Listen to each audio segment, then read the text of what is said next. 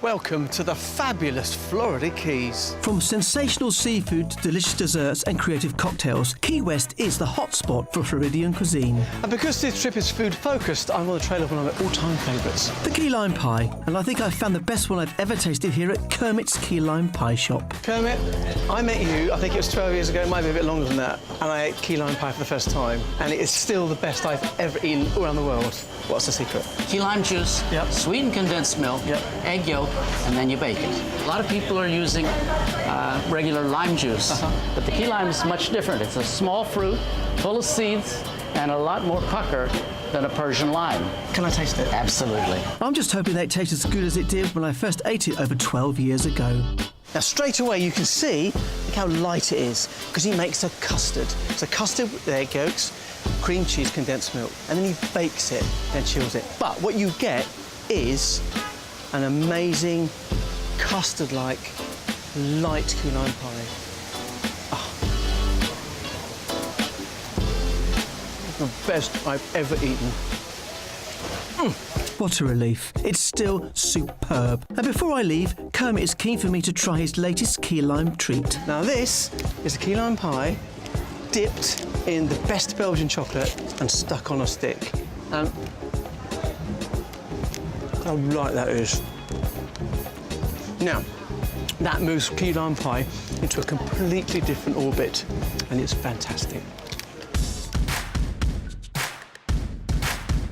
My next stop is a fishing trip with local chef Paul Menta. Paul has been creating no-nonsense seafood dishes in his restaurant The Stone Crab for over 30 years. And I was intrigued to hear his take on getting the most from the fish that are abundant across the island. Tell me about your fishing, your methods of fishing.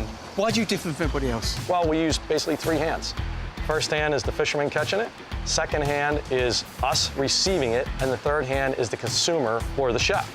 So, are we going to go fishing now? I mean, are you hungry? I'm starving. And what fish do you think we catch out there? Right now, there's yellowtail around, there's mangrove snappers. I'd say we go out there and go spear something before the sun gets up too high. Paul has taken me out to the local mangroves that thrive on the salt water. Here, he thinks we'll find a plentiful fish that's currently in season, the mangrove snapper. I suppose it's the ultimate sustainable fishing, really. No net, nothing. He has one gun, and he might get one fish. And if he does that, then he's home, and he's happy, and he cooks it for his tea with his wife. I think he's got one. I think he's got one. Good shot. Hey, success! Success! Lunch. Back at the restaurant, Paul prepares the fish for me, fisherman style. So we'll get this guy completely cut up. Wow, look how fresh that is.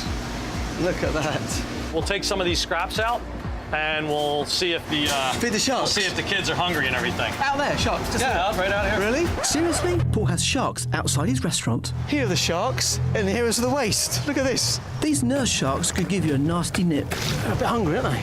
But they're just looking for a bite to eat. And, actually, so am I. And here it is. Really simple food. Grits, fish, egg and onions. Can't really beat that. I really like Paul's philosophy. 3 people have touched this. Him, the chef, and now me. And I can't wait. Delicious. Absolutely delicious. That fish could not have been fresher. Paul is also the owner of the first legal rum distillery in Key West, on the site of the old Coca-Cola plant. And he's promised to walk me through the production of this unique and distinctly Floridian rum. So in those tanks, water, sugar and yeast. Yes. You heat them up. The heat creates a wash, which is placed in a heated copper still. This then extracts the alcohol. That then goes into here. That's what this is here. That's what this is here. What happens next? The pure alcohol is then refined, and Paul distills his rum a further 6 times. So what we do is take our barrels, we fill them up with seawater. Once they've stopped leaking, we dump the seawater out. We're left with a salt residual. But hang on, doesn't it go salty? No. So how long do you leave it in here for? 9 months to 2 years. I have some that are 5 years old. The proof, as they say, is in the drinking, and I can't wait to try Paul's finished product. Smooth as anything. It's almost like a brandy. To me, this is a flavor of Key West. I just need another just to make sure. Just to make sure. Paul's and Kermit's enthusiasm for local produce and Key West cuisine has made my foodie trip a tough act to follow. All that's left to do now is try Key West speciality, the key lime mojito, and watch a sunset on what's been a perfect day. Now this is life.